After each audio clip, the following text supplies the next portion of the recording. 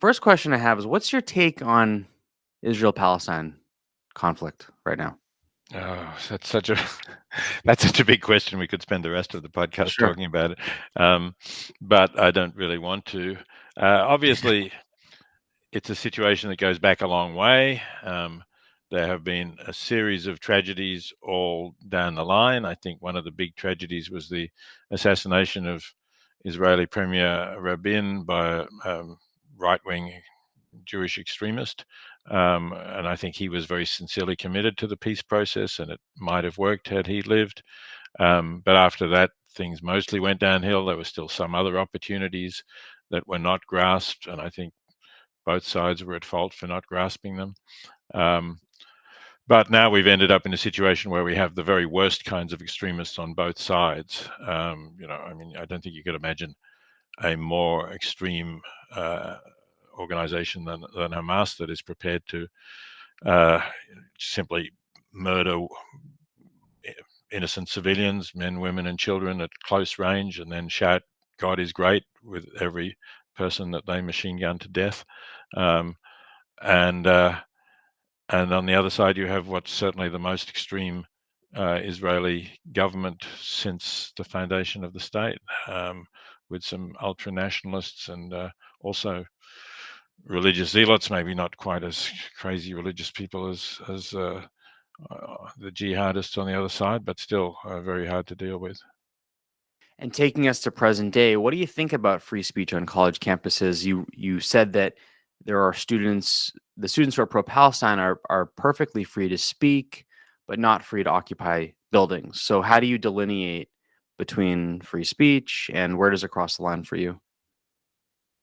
Well, I think there's free speech and there's civil disobedience, and then there's, of course, violent disobedience. And um, I think free speech rights should be pretty close to absolute, not completely absolute. I come from Australia, which has racial vilification laws, and I think that's reasonable. But by vilification, I mean like outbursts of attempts to stir up hatred, emotional rants, and so on. I don't mean um, trying to make an argument, trying to show that there are sound premises and reasonable arguments for or against one position or the other.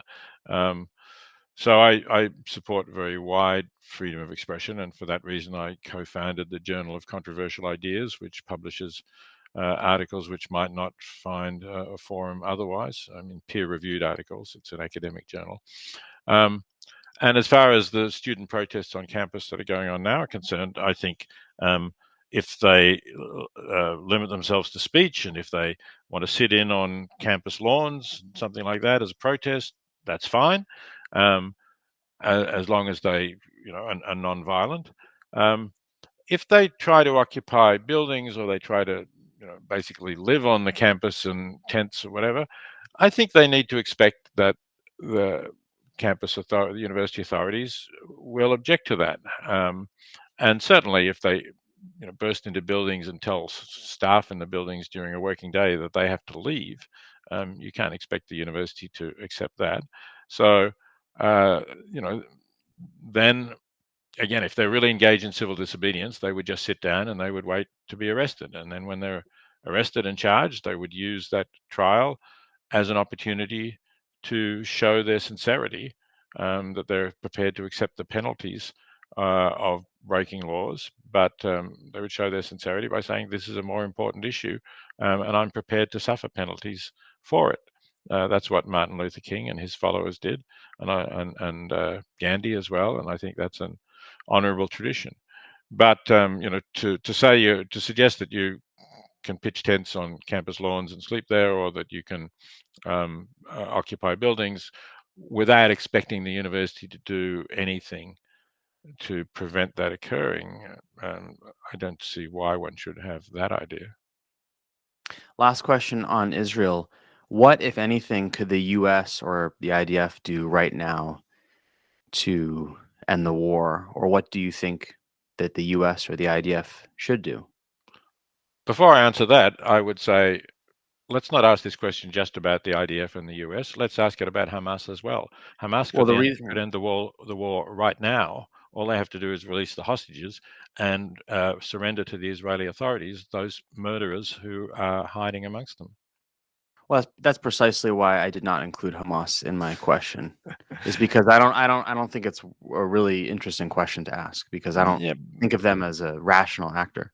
Okay. All right. Fair enough. I'll accept that. So let's look at the IDF and the US. I think with the US, it's pretty clear that they could say, we do not support this ground war that you're waging in Gaza. The number of civilian casualties is simply too high. We don't believe that you're really doing your utmost to avoid civilian casualties, and therefore we're not going to supply you with any further weapons or ammunition to be used that could be used in Gaza. I think that would be a reasonable step, and I think it would create something of a shock to Israel, and it might lead them to reconsider, say at present, to reconsider a full frontal assault on Rafah. What could the IDF do? Well, again, they could try harder with negotiations to get hostages released without actually continuing a military assault. It's going to be very difficult. You know, personally, I'm not sure that invading Gaza was the right idea in the first place, although I certainly understand why, given the atrocities Hamas committed on October 7th, they would feel that they somehow, need to go there and kill these people. But it was pretty predictable that Hamas is prepared to martyr the civilians of Gaza uh, as part of what it presumably believes is a holy cause. And is it really going to be possible to stop Hamas from reforming or from recruiting new people? I mean, in a way, Hamas is an idea or a belief more than individuals. So, although it would have called for a rather extraordinary restraint, I think a more measured approach might have actually done more good for Israel in the long run. Final question in Israel, I promise. Netanyahu calls you right now. He says, "Peter, Singer, I quit. You're in charge." What do you do? Well, I certainly don't move forward with the assault on Rafah. I get into serious negotiations with Hamas. I mean, the latest report suggested that Hamas accepted Israel's terms, but Israel seems to maybe still be about to attack Rafah. It's not absolutely clear, but I would stay in position. I would try to involve. There's some reports that Israel or some people in Israel, maybe not the government, were considering trying to involve other Arab governments in the governance of Gaza, and maybe that is a possibility. That really what we need is to try to find a civilian government in Gaza that isn't Hamas.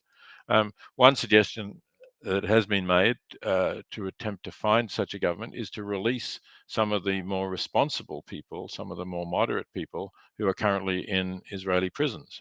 And there are Palestinian leaders, I believe, in Israeli prisons who are not, fanatics who want to martyr themselves and all of the civilians of Gaza as well. That's interesting. I actually had not considered that as an option, releasing people strategically who could then govern. Yeah, I mean, it's the Nelson Mandela example, right? I mean, South Africa amazingly had a peaceful end to apartheid, which for many decades you would not have believed possible, but that was through Nelson Mandela's release and his good statesmanship.